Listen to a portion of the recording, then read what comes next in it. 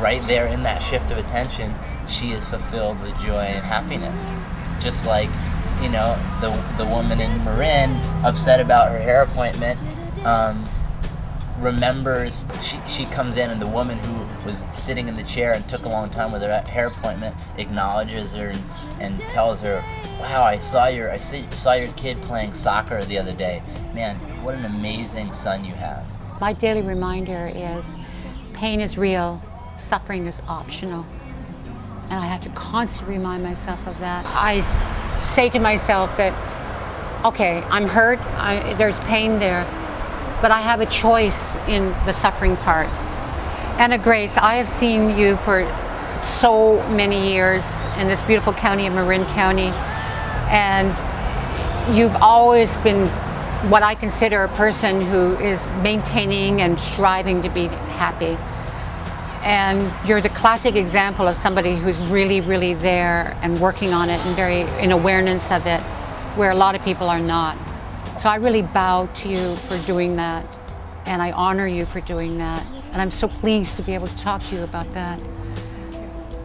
Would you share with me what has been going on with you and your journey of being with happiness and being a happy person? I view myself as a doer, and I've realized that over time I favored doing over being, and I check out of who I'm being and all that I do. And at times I have the cruise control on, I have the autopilot on. I'll say everything there is to say, I'll do everything there is to do, but inside I might be suffering. And you know, with Raw Foods, it's been 10 years now. With Cafe Gratitude, it's been 3.5. And it's a daily practice for me to shift my attention to all there is to be grateful for. Because I have so much practice in being a victim, being hurt, being abused, growing up poor, working my ass off to just get by. And I've climbed the ladder, you know, one ring at a time.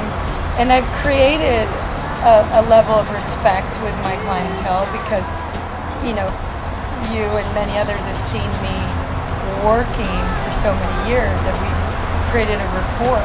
So when you first asked me to do this interview, I was shocked because I don't view myself as a happy person. I don't view myself as someone who just defaults to being joyful or smiling.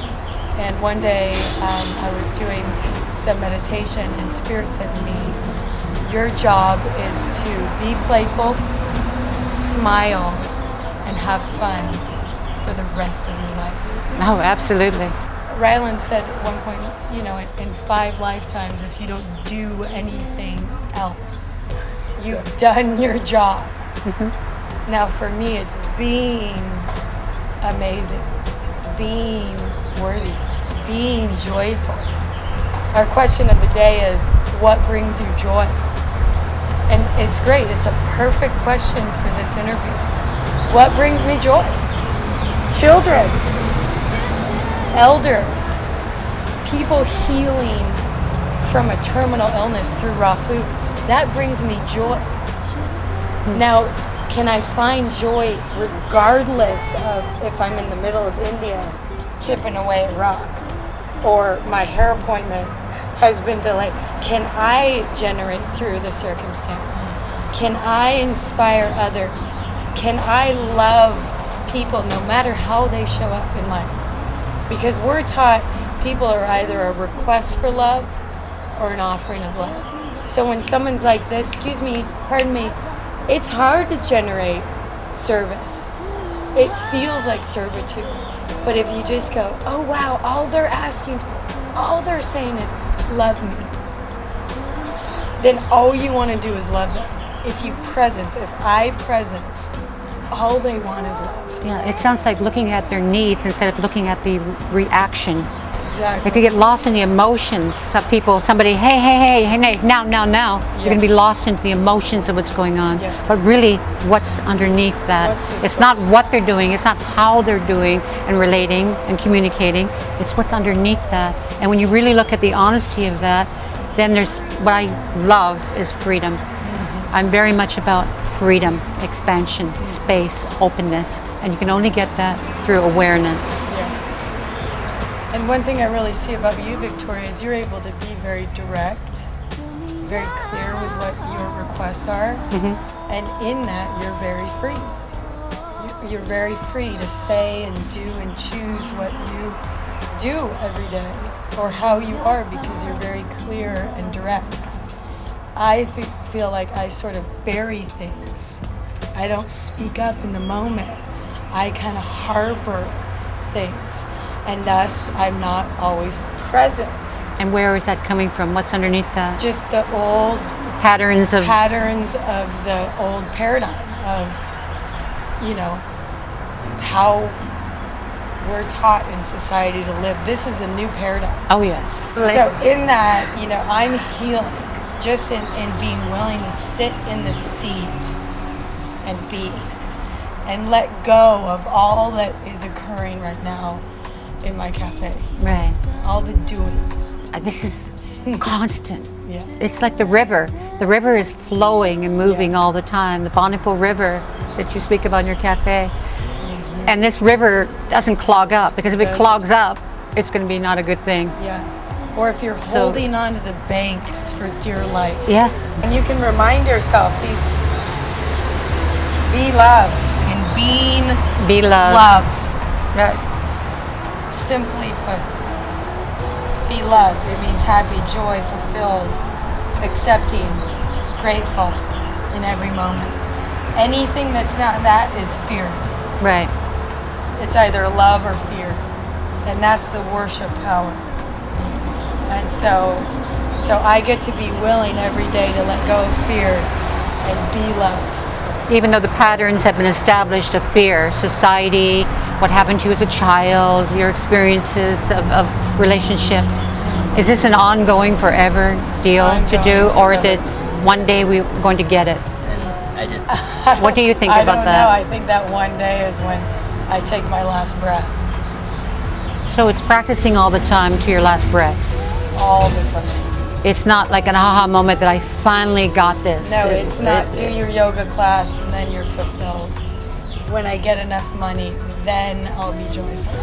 Yeah. Then I'll have the life I want to live. It's not about that. Right. It's you have $1 in your pocket, you're rich. You're right. You have $1. Exactly. About 7 years ago, when 9/11 hit, that's exactly what I concluded. I said I can be broke and unhappy at the end of the day, or I can be broke and happy at the end of the day. And this was like a house fell on me. It was just this moment of time. I said, a decision. You have to make that decision, because the economy is not so. The income, you're losing all your clients and what have you. And I said, okay, which one would I choose? What would a logical, rational, sane person choose? Yeah. And I said, okay, I'm going to choose. I'm going to be broke, and I'm going to be very happy. And that happiness is going to even compensate for the brokenness.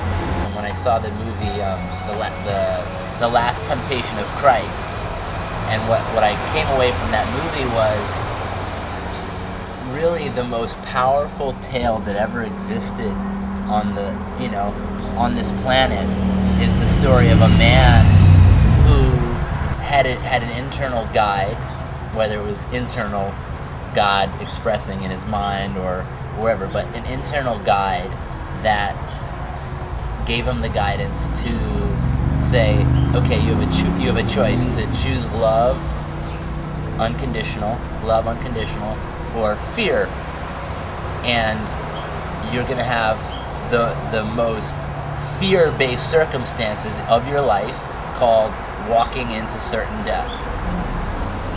And the most powerful tale that ever existed on this planet is a man who walked with unconditional love into certain death, and that's had more impact on the entire planet than any other story